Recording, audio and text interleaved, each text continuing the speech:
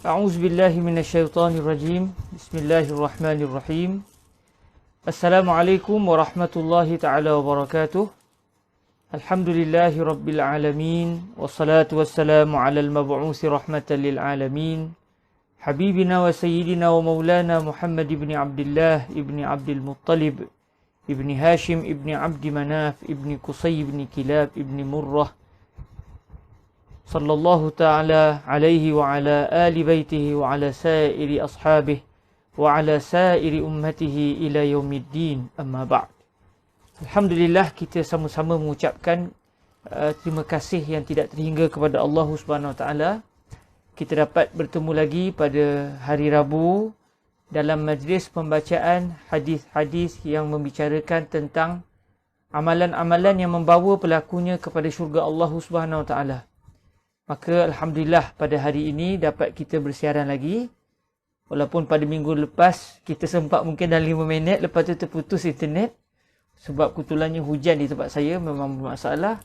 Tadi pun saya mula dalam pukul 3 lebih sikit tadi. Pun tiba-tiba ada masalah. Alhamdulillah sekarang kita dapat bersiaran. Moga-moga Allah SWT rezekikan kita. Di musim-musim Covid ini, kita dapat lagi, moga-moga direzekikan Allah dapat mendengar sabdaan Nabi SAW. Kerana ujian yang menimpa seseorang itu tidak lain tidak bukan adalah satu anugerah daripada Allah pada sebenarnya. Ajaban li amril mu'min inna amrahu kullahu khair.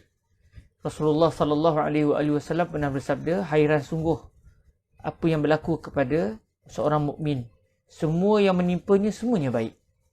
In asabathu sarra'u syakar fakana khairan lah, wa in asabathu darra'u sabar fakana khairan lah. Kalau dia ditimpa nikmat, dia direzekikan dengan nikmat, dia bersyukur, maka ia adalah satu yang baik bagi dirinya. Kalau dia ditimpa ujian, dia bersabar, maka ia juga adalah ujian bagi dia, juga adalah baik bagi dirinya. Maka kita sebagai seorang mukmin, kita mengenali Allah Subhanahu Wa Taala sebagai An-Nafi'u Ad-Dar, Tuhan yang memberikan manfaat dan Tuhan yang memberikan kemudaratan.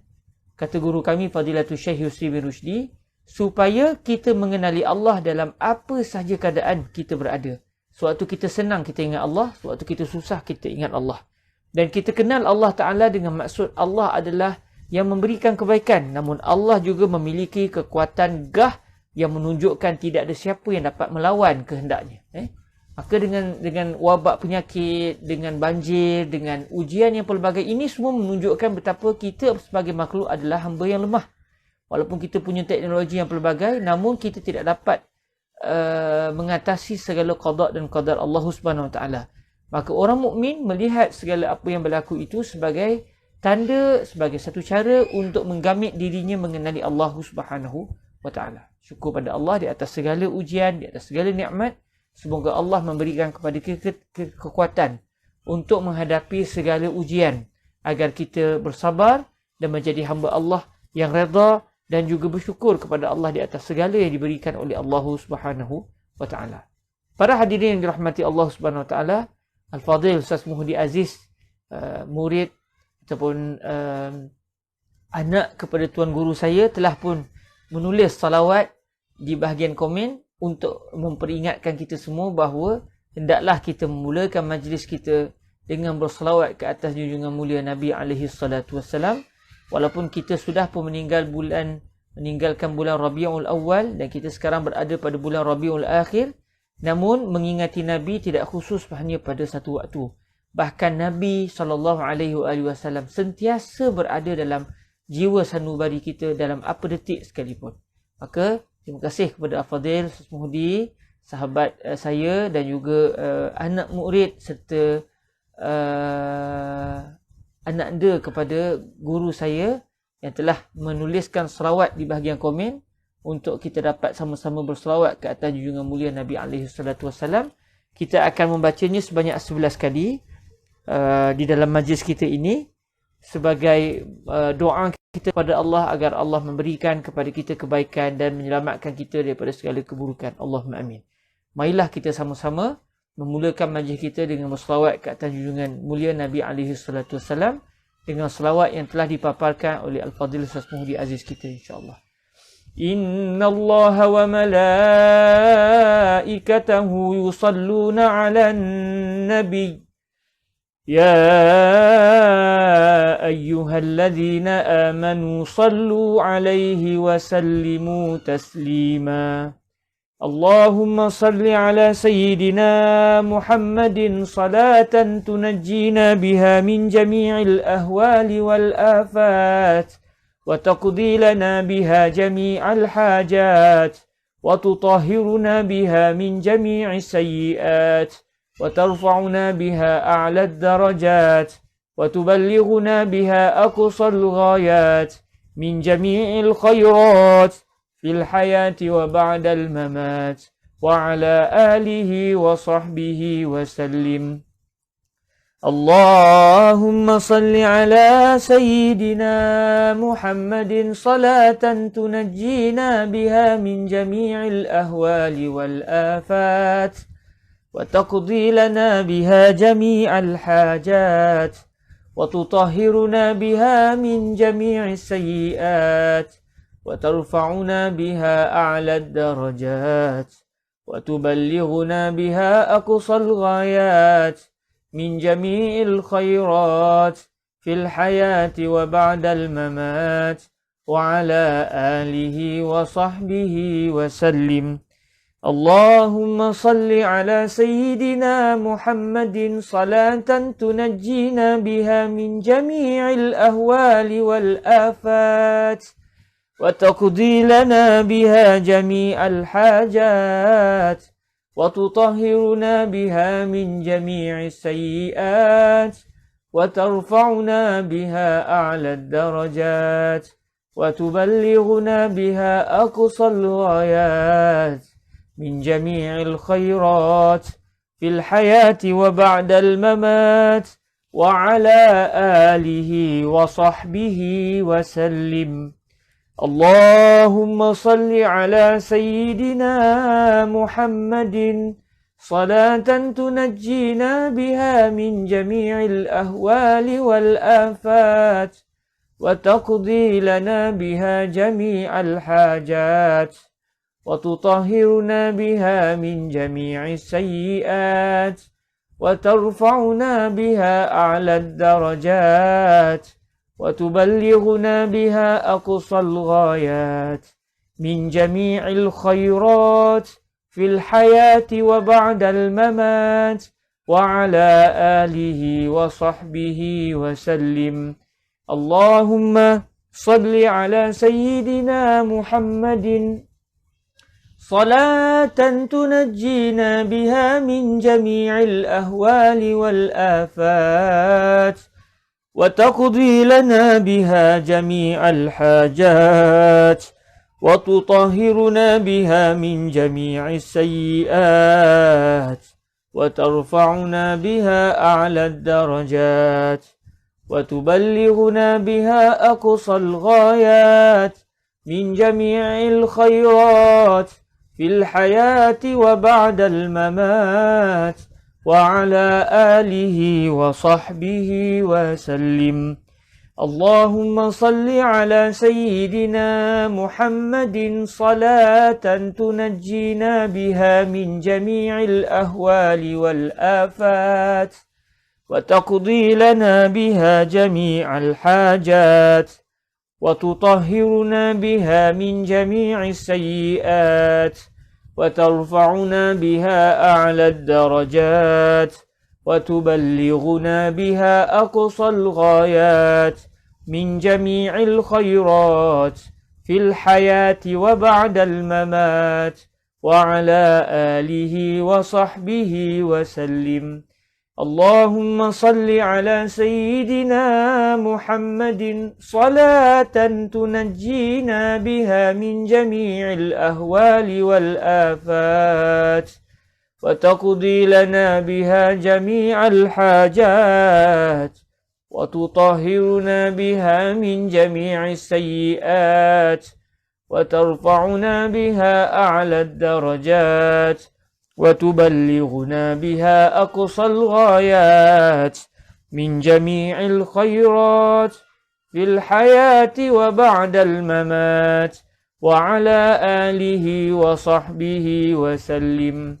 اللهم صل على سيدنا محمد صلاة تنجينا بها من جميع الأهوال والآفات وتقضي لنا بها جميع الحاجات وتطهرنا بها من جميع السيئات وترفعنا بها أعلى الدرجات وتبلغنا بها أقصى الغايات من جميع الخيرات في الحياة وبعد الممات وعلى آله وصحبه وسلم.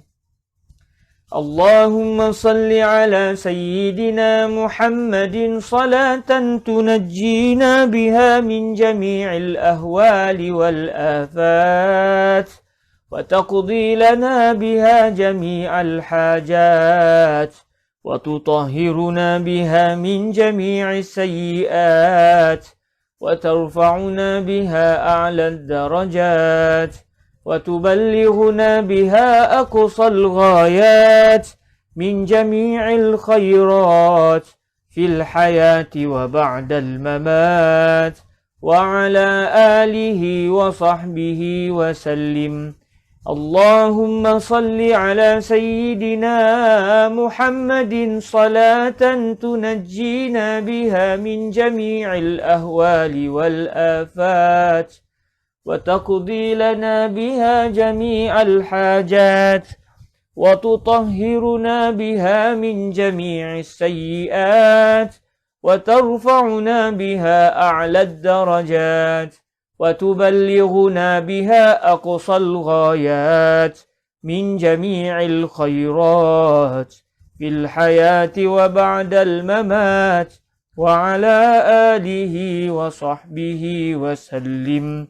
اللهم صل على سيدنا محمد صلاة تنجينا بها من جميع الأهوال والآفات وتقضي لنا بها جميع الحاجات وتطهرنا بها من جميع السيئات وترفعنا بها أعلى الدرجات وتبلغنا بها أقصى الغايات من جميع الخيرات في الحياة وبعد الممات وعلى آله وصحبه وسلم. Alhamdulillahirrabbilalamin. Syukur kita kepada Allah di atas nikmat dapat berselawat ke atas Nabi alaihi salatu wassalam. Di awal majlis kita, moga-moga Allah Subhanahu wa taala terus memberkati kita dan terus menjadikan lidah kita ini dicipta Allah untuk berselawat ke atas Nabi alaihi salatu wassalam. Para hadirin yang dirahmati Allah Subhanahu wa taala, masih lagi kita berada di dalam membicarakan nafas-nafas mulia Nabi alaihi salatu wassalam.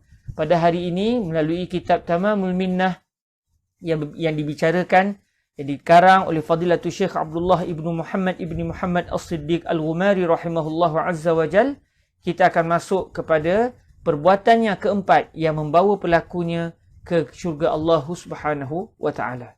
Bismillahirrahmanirrahim.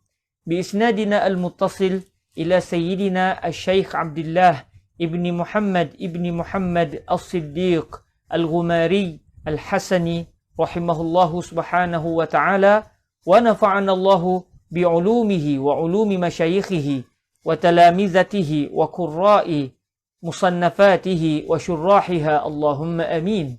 Qala rahimahullahu subhanahu wa ta'ala al-khaslatu ar-rabi'atu iyadatu maridin. An Abi Hurairah radhiyallahu ta'ala anhu qala qala Rasulullah sallallahu alaihi wa alihi wa sallam man 'ada maridan aw zara akhan lahu fillahi nadahu munadin طبت وطاب ممشاك وتبوأت من الجنة منزلا. رواه الترمذي وحسنه. ورواه ابن حبان في صحيحه ولفظه إذا عاد الرجل أخاه أو زاره قال الله تعالى طبت وطاب ممشاك وتبوأت منزلا في الجنة. Para hadirin yang dirahmati Allah Subhanahu wa taala, Perbuatan yang keempat yang didatangkan oleh Syekh Abdullah ibnu Muhammad As-Siddiq Al-Ghumari yang membawa pelakunya kepada syurga Allah Subhanahu Wa Taala. Allahumma amin, dan moga-moga kita dapat melaksanakannya, iaitulah menziarahi orang sakit. Menziarahi orang sakit. Dalam hidup kita memang kita akan menziarahi orang sakit. Sama ada orang sakit itu adalah daripada keluarga kita sendiri atau sahabat-sahabat kita atau kenalan kita. Biasanya kita akan menziarahi orang sakit. Bagi yang bekerja di hospital, memang setiap hari mereka akan menziarahi orang sakit. Namun adakah kaki tangan di hospital, para doktor, kita sendiri yang pergi menziarahi orang sakit, menjadikan menziarahi orang sakit itu atas dasar mencari keredaan Allah ataupun tidak?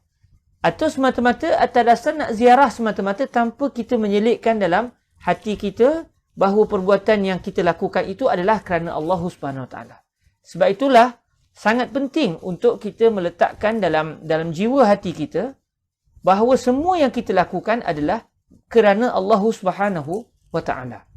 Kerana dalam mukadimah kitab ini, 40 amalan yang didatangkan oleh Syekh Abdullah ini, kata Nabi alaihi salatu wasalam, siapa yang melakukan satu sahaja kerana Allah, maknanya memerlukan niat perbuatan ini kerana Allah supaya ia bukan satu adat kebiasaan, namun dilakukan atas dasar ia adalah ibadah, atas dasar ia dilakukan bagi mencari keredaan Allah Subhanahu Wa Taala.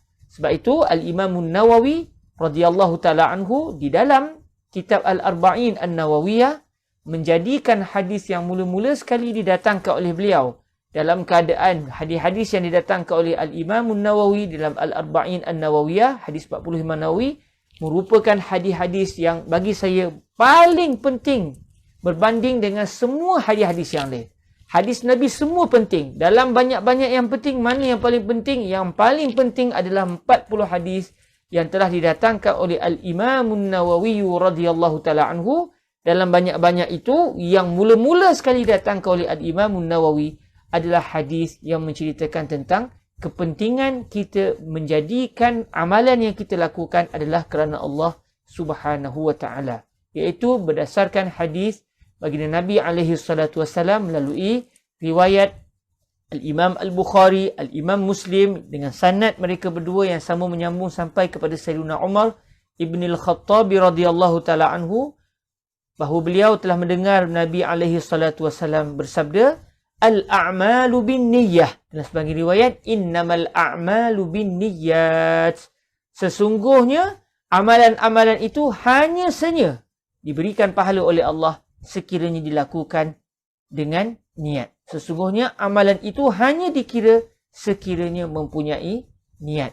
Maka jadikan semua amalan kita. Sebab kita setiap hari kita akan buat macam-macam. Kita pergi jalan, kita pergi siram pokok, kita mandi, kita gosok gigi, kita sabun badan, kita pakai baju, kita makan, kita tidur, kita senyum dekat orang.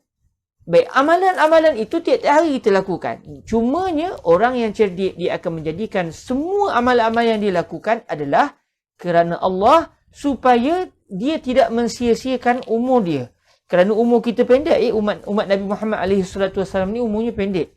Maka jangan dirugikan dengan kita tidak menjadikan perbuatan kita sehari-harian tidak pula diniatkan kerana Allah. Sebaliknya, orang yang pandai, orang yang cerdik, dia akan menjadikan 24 jam hidup dia sehari adalah semuanya ibadah kepada Allah.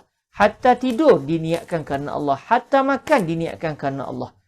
Hatta dia kemas baju, hatta dia basuh baju, semuanya diniatkan kerana Allah dan dihadirkan semua niat-niat yang saleh. Dan Allah tidak akan mensia-siakan orang yang menjadikan amalannya kerana Allah Subhanahu Wa Taala.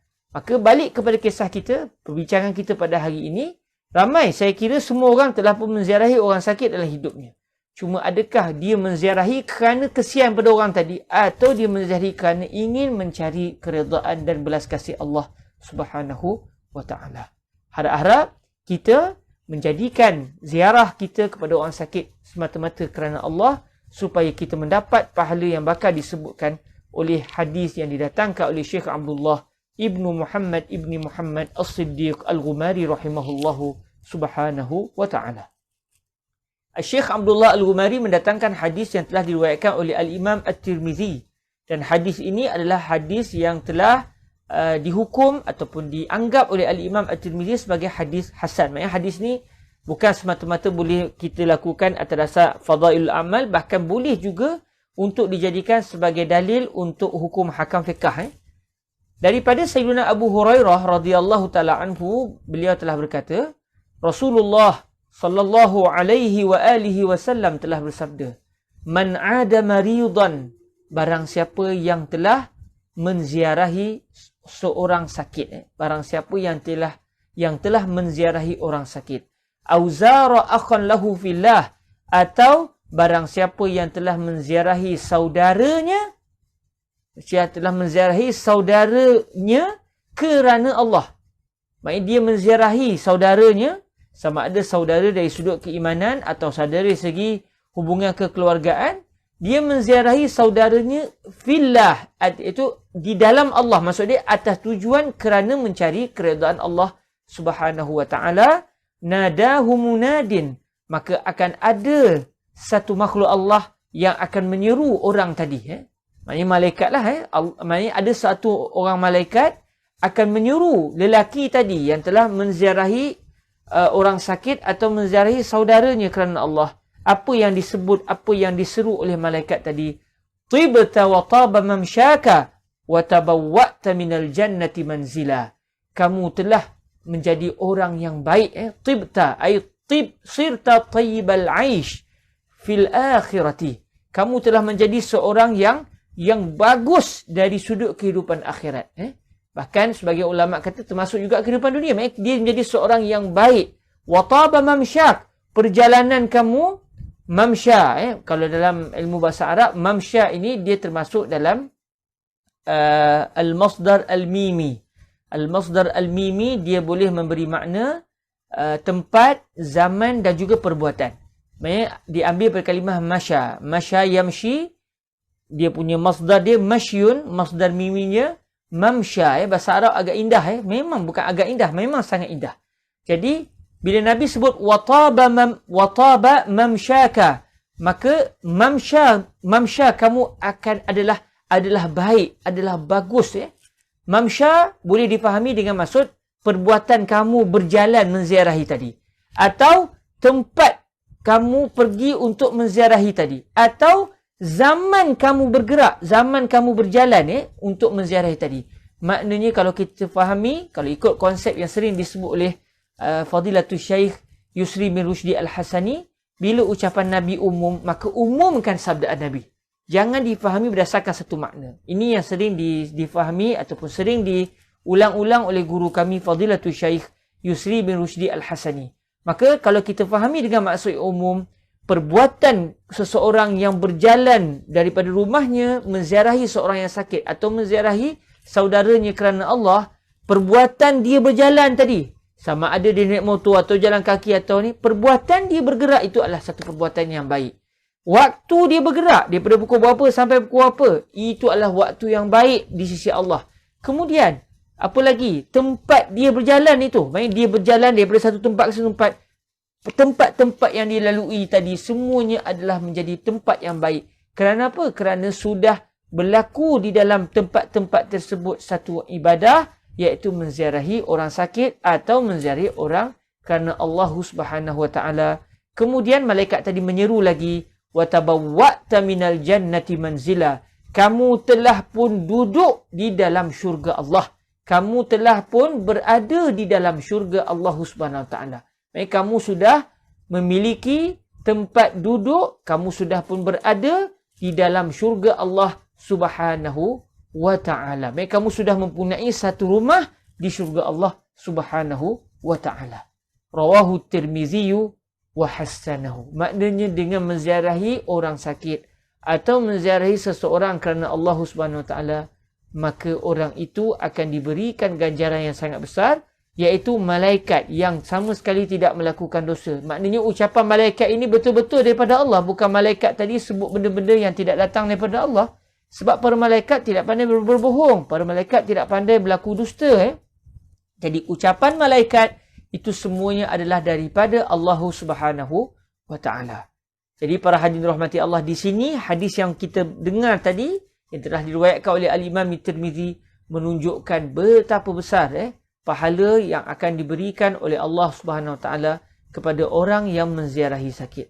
Maknanya kalau seorang doktor yang memang kerja di hospital, begitu juga seorang perawat, seorang orang panggil apa, nurse, jururawat yang memang bekerja di hospital, kalaulah setiap hari mereka bekerja, mereka hadirkan dalam diri mereka niat bahawa saya bekerja, dalam masa yang sama saya ingin menziarahi orang sakit yang berada di hospital, maka ya Allah, betapa besar pahala orang yang menjadi doktor dan orang yang menjadi jururawat, yang menjadi orang yang mengubati penyakit seseorang. Maknanya setiap hari malaikat tadi akan mendoakan orang tersebut. Yang bukan doktor, mungkin kita jarang-jarang ziarah orang sakit. Namun jangan dilepaskan peluang untuk kita menziarahi orang sakit. Dengar je ada orang sakit, kita pergi. Kita pergi. Okey. Hadis yang seterusnya diriwayatkan oleh Al-Imam Ibn Hibban di dalam sahih beliau. Lafaz hadisnya berbunyi, "Iza 'ada ar-rajulu akhahu aw zarahu, qala Allah Ta'ala tibta wa taba mamsyak wa tabawwa'ta manzilan minal jannah." Hadis yang telah diriwayatkan oleh Al-Imam Ibn Hibban dalam sahih Ibn Hibban pula berbunyi, apabila seseorang lelaki menziarahi saudaranya. Fadilatul Syekh Yusri juga sering menyebut kepada kami, kalimah lelaki di dalam hadis kadang-kadang adalah merupakan simbol kepada erti mukallaf. Maknanya seorang lelaki, bukan seorang kanak-kanak, orang lelaki, orang dah besar maknanya, orang mukallaf yang sudah akil, yang sudah balik. Yang akil dan juga balik, maknanya kata Fadilatul Syekh Yusri, kadang-kadang dalam hadis disebut kalimah ar-rajul, tetapi yang diinginkan adalah ar-rajul wal mar'ah. Maknanya lelaki dan juga perempuan. Sebab mungkin orang akan salah faham. Oh, untunglah jadi lelaki. Orang perempuan rugilah, pergi ziarah tak dapat pahala. Sebab Nabi sebut, iza 'ada ar-rajulu akhahu, apabila seorang lelaki menziarahi saudara lelakinya. Jadi kita faham daripada apa yang disebut oleh para ulama, maksud lelaki di sini adalah mukallaf. Tak kira ia lelaki, tak kira ia perempuan. Cuma dalam hadis disebut lelaki sebagai simbol kepada seorang mukallaf. Apabila seseorang lelaki, iaitu seseorang mukallaf, sama ada lelaki atau perempuan, menziarahi saudaranya, atau dia telah maafkan saya, iza 'ada ni digunakan dalam bahasa Arab dengan maksud menziarahi orang sakit. Kalimah 'ada kadang-kadang ada ya'udu maksudnya kembali, tapi ada di sini bermaksud menziarahi orang sakit. Apabila seorang lelaki menziarahi orang sakit, yang mana orang sakit itu adalah saudaranya, atau apabila seseorang menziarahi saudaranya, menziarahi secara umum, maka Allah Ta'ala akan menyebut, Allah Ta'ala akan berfirman, tibta, kamu telah pun baik, wa taba mamsyaka, perjalananmu adalah baik. Kalau kita faham dengan maksud ialah perbuatan lah. Kalau kita fahami dengan makna yang umum, perjalananmu baik, tempat kamu pergi adalah baik, masa kamu pergi juga adalah baik. Wa tabawwa'ta manzilan minal jannah, kamu telah pun tinggal di dalam satu rumah di dalam syurga Allah Subhanahu wa Ta'ala. Jadi kalau kita tengok hadis Al-Imam At-Tirmizi dengan Al-Imam Ibn Hibban ada sedikit perbezaan, kerana hadis riwayat Al-Imam At-Tirmizi menyatakan yang menyebut ucapan ini adalah malaikat, manakala dalam hadis riwayat Ibn Hibban yang menyebut ucapan ini adalah Allah Subhanahu Wa Ta'ala sendiri. Jadi hadis yang diriwayatkan oleh Al-Imam Ibn Hibban termasuk di dalam kategori hadis qudsi, hadis yang disampaikan oleh Nabi tetapi merujuk kepada firman Allah Subhanahu Wa Ta'ala. Maka adakah berlaku percanggahan di antara dua hadis ini? Maka Al-Imam Syekh Abdullah Ibn Muhammad As-Siddiq Al-Ghumari telah menyatakan kepada kita, qala rahimahullah, wala munafata bainar riwayatain, wallahu ta'ala yaqulu hadzal kalama wa ya'muru munadiyan yunadi bihi. Jadi kata Syekh Abdullah Al-Ghumari, tidak ada penafian, tidak ada percanggahan di antara dua riwayat ini. Maksudnya riwayat Al-Imam Tirmizi dengan riwayat Al-Imam Ibn Hibban tidak bercanggah sama sekali. Okey, bagaimana cara kita nak memesrakan dua hadis yang seakan-akan bertembung, namun kita nak mesrakan macam mana? Jadi kata Syekh Abdullah Al-Ghumari, hadis yang diriwayatkan oleh Al-Imam Ibnu Hibban menyatakan bahawa Allah Subhanahu Wa Taala sendiri yang telah menyebutkan berita gembira bagi orang yang menziarahi orang sakit. Manakala riwayat Al-Imam Tirmizi pula adalah apabila menyatakan malaikat menyebut, maksud dia setelah Allah berfirman, Allah meminta pula seorang malaikat menyatakan ucapan yang sama. Maknanya malaikat tadi diperintahkan oleh Allah, lalu malaikat tersebut pun menyatakan ucapan tersebut atas dasar perintah Allah Subhanahu Wa Taala. Dan di sini kita dapat tengok juga bahawa Allah Subhanahu Wa Taala ingin menyatakan kemuliaan anak Adam. Sebab kalau kita tengok dalam surah Al-Baqarah, Allah Subhanahu Wa Taala menceritakan bahawa para malaikat pernah bertanya kepada Allah, adakah Allah mahu menciptakan manusia sedangkan manusia melakukan kerosakan di atas muka bumi. Lalu Allah Ta'ala berfirman, Inni a'lamu ma la ta'lamun. Sesungguhnya aku, kata Allah Ta'ala, lebih mengetahui apa yang kamu semua, wahai para malaikat, tidak ketahui. Sebab malaikat tidak mengetahui perkara gaib. Malaikat hanya melihat apa yang dijangka berlaku. Sebab bila manusia ada hawa nafsu, akan ada kejahatan. Dan sebagian ulama tafsir menyatakan, malaikat menyatakan perkara tersebut kerana mengambil sejarah jin yang telah diciptakan oleh Allah lebih awal daripada manusia, yang mana jin telah melakukan kerosakan, melakukan pembunuhan sesama mereka. Lalu apabila Allah Subhanahu Wa Taala menyatakan kepada malaikat, wa idz qala rabbuka lil malaikati inni ja'ilun fil ardi khalifah, apabila Allah Ta'ala sebut pada malaikat, inni, sesungguhnya aku ingin menjadikan, aku akan menjadikan di atas muka bumi ini khalifah, orang yang akan menjadi ganti, iaitu orang yang akan mentadbir muka bumi ini berdasarkan kehendak Allah Ta'ala. Lalu para malaikat menyatakan, qalu ataj'alu fiha man yufsidu fiha wa yasfiku dima wa nahnu nusabbihu bihamdika wa nuqaddisu lak. Adakah anda, ya Allah, ingin menciptakan di atas muka bumi orang yang akan melakukan kerosakan dan akan menumpahkan darah? Malaikat memahami manusia ni jahat. Manusia ni akan melakukan kejahatan, melakukan penderhakaan kepada Allah. Dalam masa yang sama, makhluk selain daripada manusia, iaitu para malaikat, langsung tidak melakukan perbuatan-perbuatan yang dibenci oleh Allah. Lalu Allah Ta'ala menyatakan, aku lebih tahu berbanding daripada kamu semua. Lalu dengan sebab itu, kita banyak menjumpai Allah Ta'ala bertanya kepada malaikat, apa yang dibuat oleh hamba-Ku?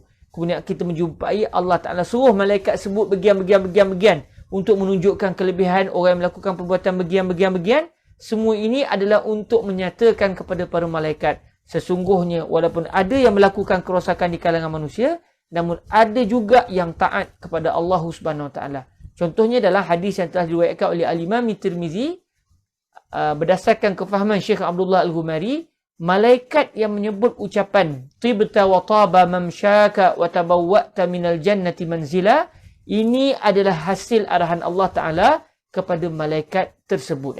Para hadirin yang dirahmati Allah Subhanahu Wa Taala, sebelum kita beralih kepada hadis yang seterusnya, ada sedikit tambahan yang ingin saya kongsikan kepada para hadirin, iaitu berkenaan kalimah au dalam hadis.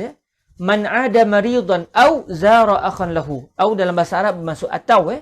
Jadi adakah atau dalam hadis riwayat Imam Tirmizi dan juga riwayat Imam Ibn Hibban, adakah kalimah atau ini sabdaan Nabi, atau sebenarnya ia adalah hasil ketidakpastian ulama hadis mana satu sabdaan Nabi?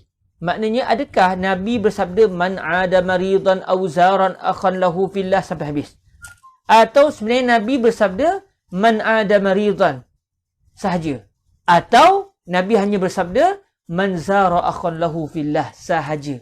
Jadi kalau kita lihat kalimah atau ini tidak dapat dipastikan, tidak dapat dipastikan adakah ini hasil daripada ketidakpastian ulama hadis mana satu sabdaan Nabi. Maknanya dia panggil dalam bahasa Arab au lisyakir rawi, ataupun au ini sebenarnya memang dilafazkan oleh Nabi SAW. Lagi Nabi nak beritahu ada dua golongan. Yang pertama orang yang zahir orang sakit, yang kedua orang yang menzahir mana-mana sahabat dia, tak kira sakit tak kira tak sakit. Jadi bila kita tengok dalam kitab Mirqah Al-Mafatih, kitab yang menghuraikan hadis-hadis Rasulullah sallallahu alaihi wasallam. Pengarang kitab Mirqatul Mafatih menyatakan, au dalam sabdaan Nabi tadi, boleh jadi sabdaan Nabi, boleh jadi bukan sabdaan Nabi, sebaliknya hasil daripada ketidakpastian ulama hadis. Jadi tak dapat dipastikan secara keyakinan 100%-nya tak dapat dipastikan adakah au di sini sabdaan Nabi atau bukan sabdaan Nabi, sebaliknya hanya hasil daripada ketidakpastian ulama hadis. Jadi sebenarnya kalimah au dalam hadis Nabi yang tak dapat dipastikan ia sabdaan Nabi ataupun tidak, banyak dalam hadis-hadis Rasulullah, sebab ditulis tanpa sebarang tanda satu ketika dahulu. Mereka tulis tanpa sebarang tanda. Bila sampai kepada kita, kita tak dapat nak pastikan adakah ia sabdaan Nabi ataupun tidak.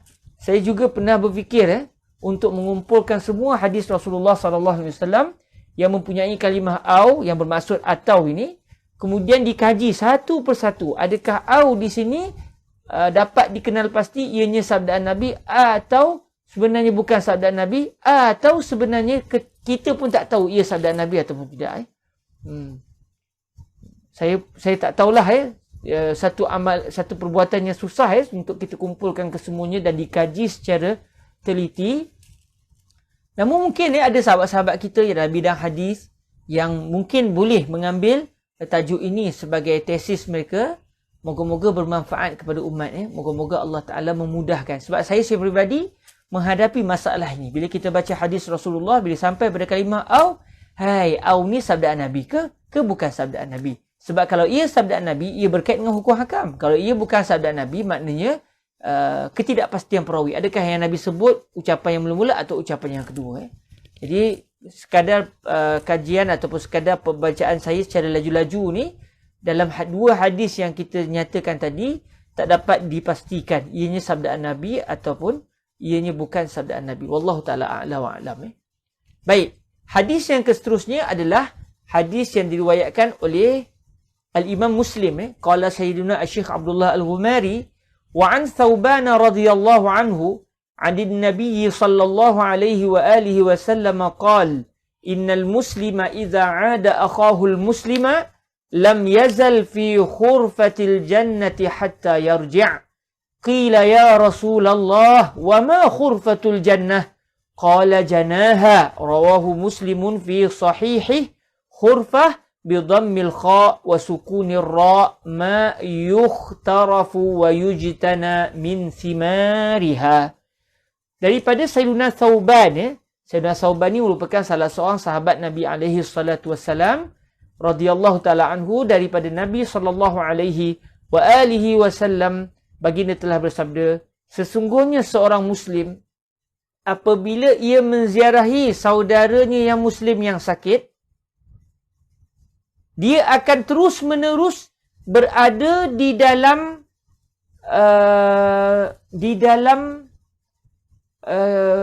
buah yang dikait. Maksudnya dia sebenarnya ketika itu memiliki buah yang dikait.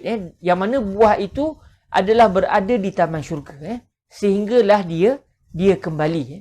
Nabi SAW menyatakan, orang yang menziarahi orang sakit, kalau kita tengok secara zahir dia ziarah orang sakit. Tetapi Nabi kata sebenarnya dia ketika itu sedang mengait, sedang mengambil buah-buah yang berada di dalam syurga Allah Subhanahu Wa Taala. Berterusan suasana itu berlaku sehinggalah dia pulang ke rumahnya.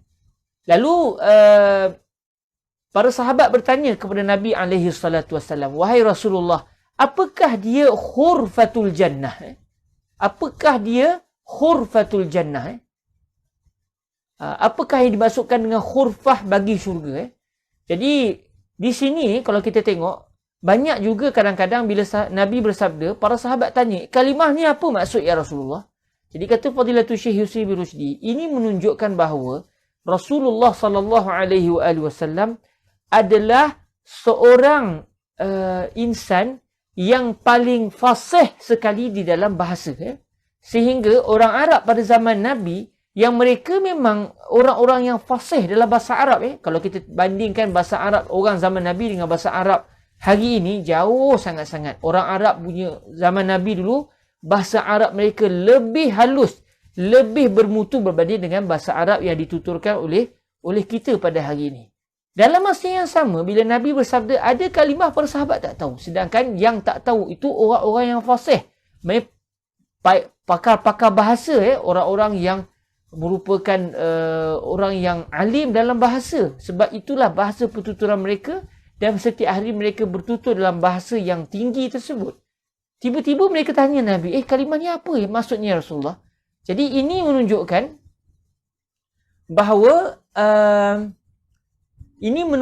bahawa Rasulullah sallallahu alaihi wasallam adalah lelaki yang paling fasih sekali hatta di dalam bahasa Arab. Banyak-banyak orang Arab yang hebat-hebat bahasanya, yang paling fasih bahasa Arabnya adalah Sayyiduna Rasulullah sallallahu alaihi wa alihi wasallam. Sallallahu alaihi wa alihi wasallam. Jadi para hadirin yang dirahmati Allah Subhanahu wa taala, dalam hadis ni para sahabat tanya, "Wa ma khurfatul jannah?" Ya Rasulullah, apa yang dimaksudkan dengan khurfah bagi syurga? Lalu Nabi kata janaha, iaitu buah-buah yang dipetik yang berada di dalam syurga. Hadis ini telah diriwayatkan oleh Al-Imam Muslim dalam sahih beliau. Kemudian Syekh Abdullah ibni Muhammad As-Siddiq Al-Ghumari menyatakan macam mana cara nak sebut kalimah khurfah. Sebab rata-rata kita tak guna dah. Kalimah ini dah tak digunakan dalam bahasa pertuturan orang Arab pada hari ini. Lalu mungkin kita pun tak tahu nak baca macam mana. Khirfah ke? Khurfah ke? Khurfah ke? Khurafat ke? Mungkin kita tak tahu. Lalu Syekh Abdullah bersebut bidhammil kha wa sukunir ra. Bacanya dengan di baris depan huruf kha dan di baris mati pada huruf ra. Iaitu maksudnya ma yukhtarafu wa yujtana min simariha. Sesuatu yang dipetik daripada buah-buahan syurga Allah Subhanahu wa taala. Baik, para hadirin rahmatullah, Ustaz Muhdi tanya soalan. Kalimah ada dan kalimah zara seolah-olah menunjukkan makna kita kena keluar daripada rumah. Macam mana pula dengan kita jaga ibu ayah atau adik-beradik kita yang sakit di rumah? Memang kita tak keluar rumah sama sekali. Dia tak keluar rumah. Nabi kata menziarahi orang sakit. Dia menziarahi orang sakit. Ini bukan ziarah, dia tinggal dengan orang sakit. Adakah ia termasuk di dalam hadis yang kita bicarakan ini? Wallahu alam, saya tak tahu. Saya tak tahu adakah termasuk juga dalam kategori menziarahi orang sakit ataupun tidak. Namun, kalau difahami daripada konsep al-mafhum, al-muwafaqah, ataupun kita kata mimbabi aula, dari sudut yang paling besar, maknanya kalau semata-mata kita ziarah orang sakit, kita bukan lama dengan dia, kita bukannya tolong apa sangat pun, kita hanya gembirakan hati dia dalam 10 minit, 15 minit, lepas tu kita balik. Itu pun sudah pahalanya seperti ini yang diberikan oleh Allah. Maka secara kefahamannya, wallahu ta'ala a'la wa'alam, semestinya kalau di sudut kefahaman lah, orang yang bukan ziarah tetapi berkhidmat kepada orang sakit, dialah hidup dengan orang sakit, dialah yang memberikan kemudahan kepada orang sakit. Dia bersama dengan ibu yang sakit atau ayah yang sakit atau saudara mara yang sakit, dia menjadi khadam kepada orang yang sakit. Maknanya kalau difahami secara mimbabi aula, sepatutnya orang itu lagi-lagilah kena menerima ganjaran yang telah disebut oleh Nabi SAW. Namun, adakah apa yang saya faham tadi itu yang diinginkan oleh Nabi? Wallahu ta'ala a'la wa a'lam. Namun, moga-moga apa yang kita sangkakan besar, yang kita inginkan besar, dan Allah akan menerima segala keinginan kita. Kita sangat bersangka baik bahawa Allah juga akan memberikan pahala yang berlipat kali ganda kepada orang yang berkhidmat kepada orang sakit. Wallahu ta'ala a'la wa a'lam. Ustaz Muhdi kalau tanya soalan, memang kita rasa wow, bertambah kita punya maklumat. Kadang-kadang kita tak pernah terfikir. Tapi Alhamdulillah Ustaz Muhdi keluarkan soalan. Saya secara amanah tak tahu jawapannya. Namun moga-moga apa yang kita fahami tadi diinginkan juga oleh Islam biiznillah. Jaga orang sakit memang kita tak ada perbezaan pandangan sama sekali bahawa ia merupakan satu ibadah. Namun adakah ia juga termasuk dalam kategori menziarahi orang sakit? Wallahu ta'ala a'la wa a'lam. Seterusnya para hadirin yang dirahmati Allah Subhanahu wa taala, Sayyidina Syekh Abdullah Al-Ghumari mendatangkan hadis yang seterusnya. Wa an Aliyin karramallahu wajhah. Memang kalau kita tengok budaya ulama-ulama kita, bila disebut je nama kalimah ataupun disebut saja nama Sayyidina Ali bin Abi Talib, maka akan ditulis kalimah karramallahu wajhahu. Allah Ta'ala telah memuliakan wajah beliau. Daripada Sayyidina Ali, Allah telah memuliakan wajah beliau. Maksud dia, ucapan ini kita sebenarnya berdoa, iaitu kita ingin berdoa kepada Allah dengan doa yang berbunyi, Ya Allah, muliakanlah wajah Sayyidina Ali. Sebab Sayyidina Ali ini, Ibni Abi Talib, karramallahu wajhahu alaihi salam, wa radiyallahu ta'ala anhu wa ardah, beliau sama sekali tidak pernah sujud kepada berhala. Kerana daripada kecil beliau bersama dengan Nabi alaihi salatu wasalam, kerana Rasulullah bagi membalas jasa bapa saudara baginda, iaitu Abu Talib, yang mana bapa saudara Nabi Abu Talib telah pun menjaga baginda Nabi daripada kecil sewaktu Nabi kehilangan datuk Nabi Sayyidina Abdul Muttalib. Lalu apabila Rasulullah sallallahu alaihi wasallam sudah berumah tangga, maka Nabi pula yang berkhidmat kepada bapa saudara Nabi Abu Talib dengan menjaga pula anak kepada bapa saudara Nabi Abu Talib, iaitu Sayyidina Ali bin Abi Talibin. Lalu oleh kerana Sayyidina Ali ini daripada kecil bersama dengan Nabi, maka beliau tidak pernah sujud walau sekali kepada berhala. Sedangkan masyarakat ketika itu memang menyembah berhala. Cuma mungkin ada orang ketimbul, ada unsur-unsur Syiah ke bila kita sebut karramallahu wajhah. Saya saja timbulkan soalan ini sebab saya sendiri pernah hadir dalam satu majlis ilmu di Gombak Setia di surau saya satu ketika dahulu. Dan penceramah itu menyatakan bahawa kita bila sebut karramallahu wajhah ini adalah unsur-unsur Syiah. Ini unsur-unsur Syiah. Masa tu kita pun tak pernah faham lagi. Bila saya belajar di Al-Azhar, dengar apa yang disebut oleh guru kami, Fadilatul Syekh Yusri bin Rushdi. Dan bila kita lakukan perkara tersebut, macam saya sendiri, sewaktu hadir dalam majlis hadis bersama Fadilatul Syekh Sa'ad bin Sa'ad Jawish Al-Husaini rahimahullahu azza wa jal, kita hadiahkan Al-Fatihah kepada beliau yang telah meninggal dunia beberapa tahun yang lepas. Al-Fatihah. A'udzubillahi minasyaitonirrajim. Bismillahirrahmanirrahim. Alhamdulillahi rabbil alamin. Ar-Rahmanirrahim. Maliki yaumiddin. Iyyaka na'budu wa iyyaka nasta'in. Ihdinas siratal mustaqim. Siratal ladzina an'amta 'alaihim ghairil maghdubi 'alaihim waladdallin. Ya Allah, sampaikanlah Fatihah kami kepada guru kami Fadilatul Syekh Sa'ad bin Sa'ad Jawish Al-Husaini. Ya Allah, sampaikan pahalanya kepada beliau, dan moga-moga beliau gembira dengan kami seluruhnya, dan mendoakan kami di alam barzah beliau. Allahumma amin. Baik, para hadirin dirahmati Allah, bila saya hadir dalam majlis Fadilatul Syekh Sa'ad bin Sa'ad Jawish Al-Husaini setiap hari Jumaat, ingat lagi waktu Fadilatul Syekh Sa'ad Jawish masih ada.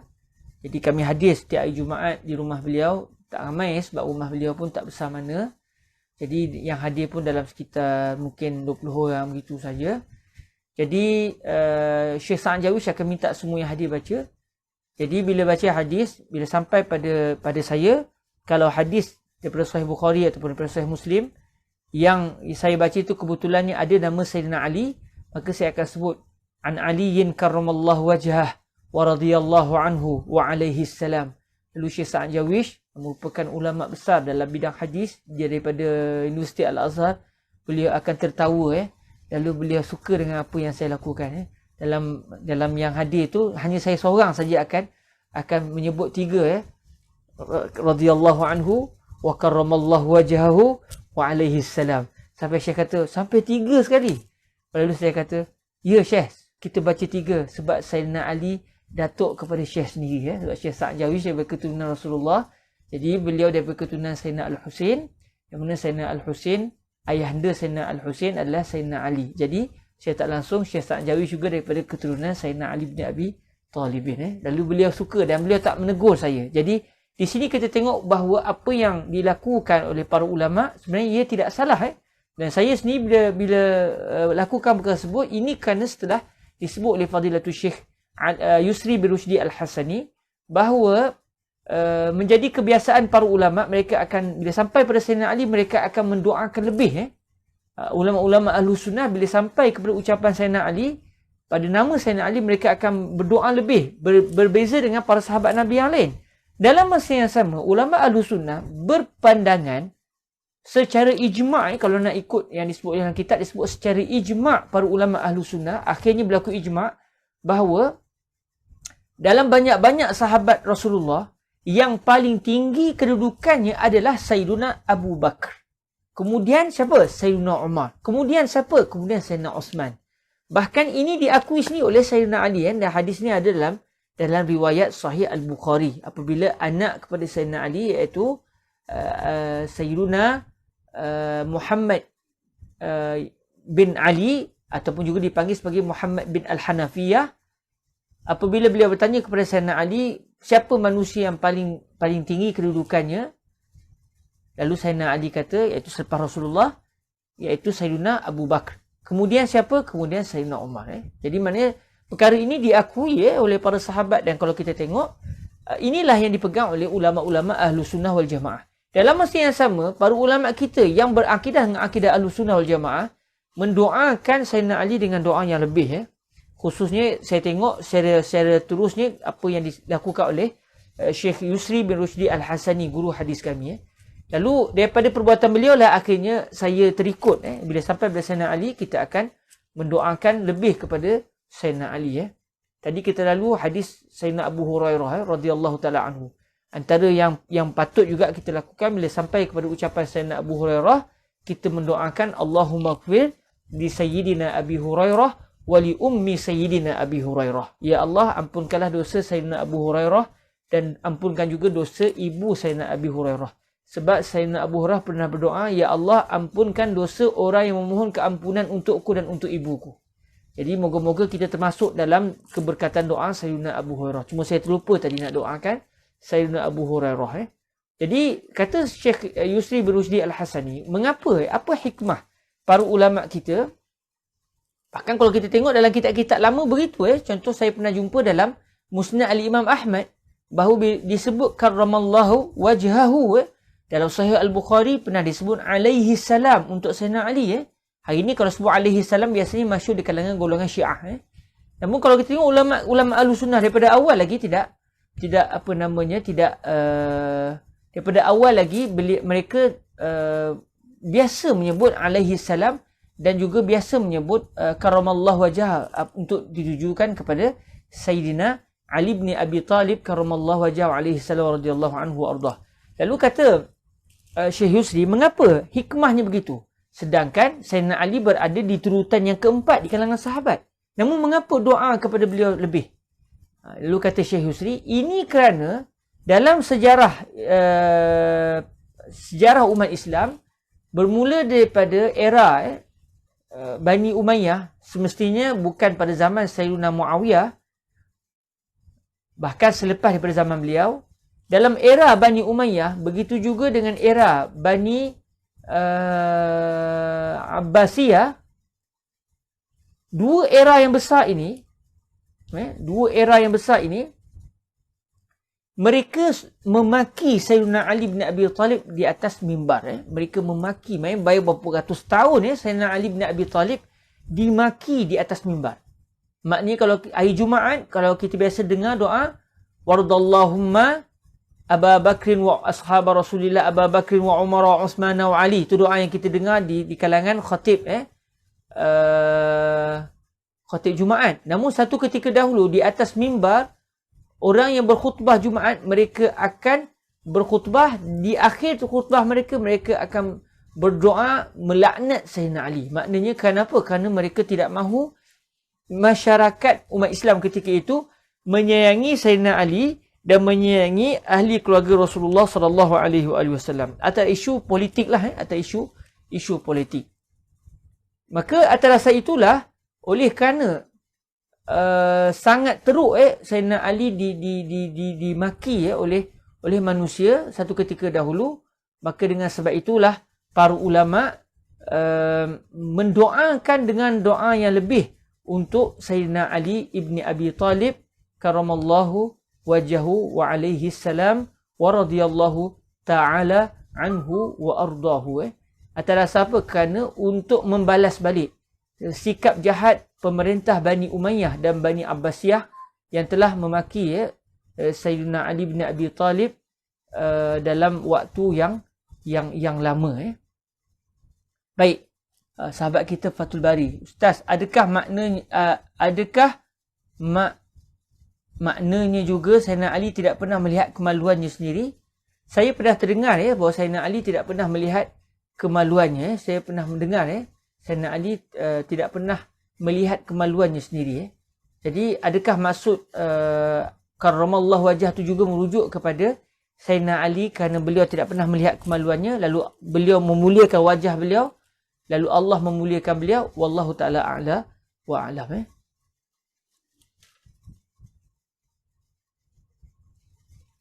Saya cuba cari sebentar kalau saya jumpa.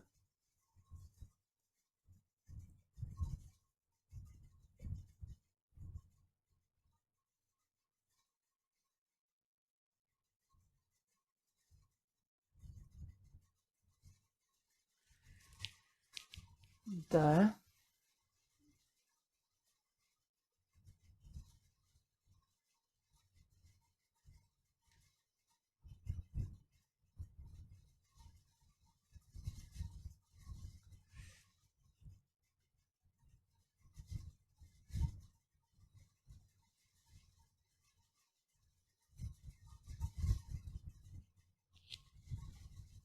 Wallahu ta'ala alam. Laju-laju ni cari tak jumpa.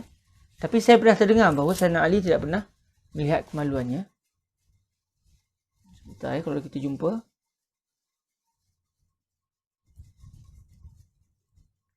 Senang zaman sekarang.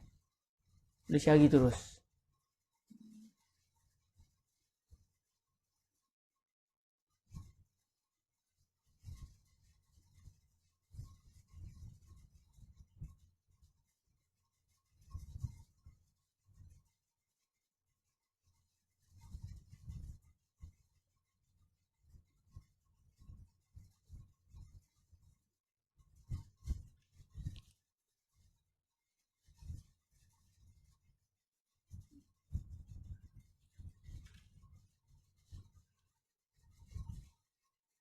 Kalau ada di kalangan sahabat-sahabat yang mengikutinya pernah jumpa dalam kitab sekian-sekian, boleh maklum Saya cuba cari dengan laju ni tak terjumpa. Mungkin ada dalam kitab sebab saya sendiri pernah terdengar perkara tersebut, tapi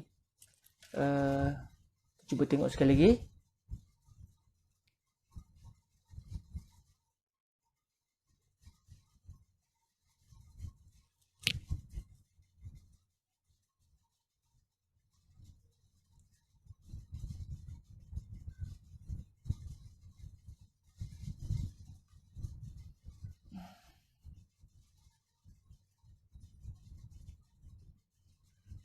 Bagus juga saya pun tak terfikir soalan yang ditanya oleh saudara Fathul Bari kita. Subhanallah, namanya mulia Fathul Bari. Kitab terhebat di dalam menguraikan Sahih Al-Imam Al-Bukhari.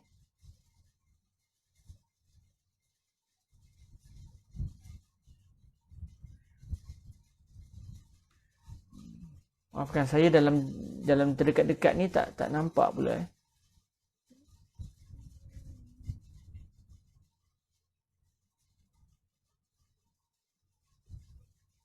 Wallahu ta'ala a'la wa a'lam. Saya tak terjumpa dalam yang terdekat ni. Cuma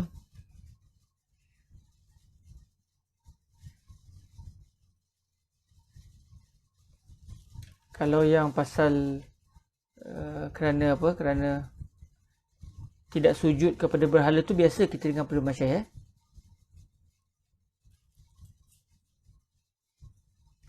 Wallahu ta'ala a'la wa a'lam. Namun tidak mustahil juga bahawa sebagian orang mungkin menyebut kalimah itu karramallahu wajah atas dasar kerana kemuliaan Sayyidina Ali yang tidak melihat kemaluannya sendiri.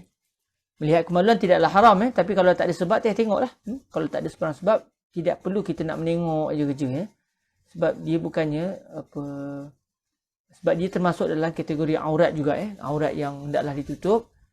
Jadi dalam perbahasan fiqh kita tidaklah diharamkan melihat kemaluan kita, melainkan dalam satu keadaan saja. Dalam kitab-kitab akan disebut haram melihat kemaluan sendiri dalam satu keadaan, iaitu ketika sedang solat. Maksudnya satu orang sedang sembahyang, sambil-sambil tu dia tengok kemaluan dia, maka ketika itu dia berdosa dia melihat kemaluan dia. Sebab bila dia tengok daripada sini, contoh dia buka ni, dia tengok nampak kemaluan dia dalam solat, maknanya dia sudah membuka aurat dia, sebab aurat hendaklah ditutup daripada bahagian atas. Jadi kalau dia sudah dapat melihat kemaluan dia sendiri dalam solat, maknanya dia sudah terbuka auratnya daripada pihak atas, maka solatnya terbatal dan dia berdosa kerana dia telah melakukan perbuatan yang merosakkan solat. Okey, alhamdulillah. Okey, nampaknya tuan-tuan yang dirahmati Allah, kita sudah pun ada lagi perbahasannya, namun oleh kerana perbahasannya agak panjang, jadi insya-Allah dalam pertemuan akan datang kita akan sambung hadis tentang Sayyidina Ali. Tadi kita baru nak baca tentang Sayyidina Ali, tapi tak dapat kita nak masuk kerana sudah sejam kita bersama. Jadi insya-Allah dalam pertemuan akan datang kita akan sambung lagi tentang wa an Ali karramallahu wajhah qala sami'tu Rasulullah sallallahu alaihi wasallam dalam pertemuan yang akan datang insya-Allah subhanahu wa taala. Okey. Ya, okey, banyak kali dengar dalam kuliah Ustaz, tapi hadis biasanya tak dibaca. Allah barik fiik. Jadi insya-Allah dalam pertemuan yang akan datang kita akan baca hadis yang diriwayatkan oleh Sayyidina Ali bin Abi Talib ini, yang berkait dengan perbuatan yang menyebabkan kita boleh ke syurga Allah sekiranya kita melakukan, iaitu menziarahi orang yang sakit insya-Allah biiznillah subhanahu wa taala. Dalam pertemuan akan datang kita akan menyambungnya, dan kita mungkin dalam pertemuan akan datang kita akan masuk juga dalam amalan yang seterusnya, iaitu menziarahi seseorang bukan kerana dia sakit semata-mata, ziarah semata-mata menziarahi dia dah lama tak jumpa ia juga termasuk dalam al-khaslatul khamisah, perbuatan yang seterusnya, perbuatan yang kelima yang menyebabkan pelakunya akan ke syurga Allah Subhanahu Wa Taala biiznillah Subhanahu Wa Taala. Jadi saya ucap terima kasih kepada semua, mohon kemaafan di atas segala kekurangan. Terima kasih kepada yang telah memberikan komen dan juga yang telah menghadiri majlis kita dan juga yang bakal mendengar, insya-Allah. Semoga kebaikan ini akan tersebar dan semoga kita akan menjadi ummah yang segala tindak tanduk kita adalah berdasarkan hidayah yang telah diberikan oleh Sayyidina Rasulullah sallallahu alaihi wasallam. Moga-moga hidup kita ini adalah untuk Allah dan untuk Sayyidina Rasulullah sallallahu alaihi wasallam. Aqulu qauli hadza wa astaghfirullah li wa lakum. Kita tangguhkan majlis kita dalam mengenal nafas-nafas mulia Nabi alaihi salatu wasallam ini. Kita tangguhkan dengan salawat ke atas Nabi alaihi salatu wassalam. Allahumma salli afdala salatin ala as'adi makhluqatika sayyidina Muhammadin wa ala alihi wa sahbihi wa sallim adada ma'lumatika wa midada kalimatika kullama ذكرك الذاكرون وغفل عن ذكره الغافلون اللهم صل أفضل صلاة على أسعد مخلوقاتك سيدنا محمد وعلى آله وصحبه وسلم عدد معلوماتك ومداد كلماتك كلما ذكرك الذاكرون وغفل عن ذكره الغافلون اللهم صل أفضل صلاة على أسعد مخلوقاتك سيدنا محمد وعلى آله وصحبه وسلم عدد معلوماتك ومداد كلماتك كلما ذكرك الذاكرون وغفل عن ذكره الغافلون سبحانك اللهم وبحمدك أشهد أن لا إله إلا أنت أستغفرك وأتوب إليك. بسم الله الرحمن الرحيم. والعصر إن الإنسان لفي خسر إلا الذين آمنوا وعملوا الصالحات وتواصوا بالحق وتواصوا بالصبر وجزاكم الله خيرا. السلام عليكم ورحمة الله وبركاته.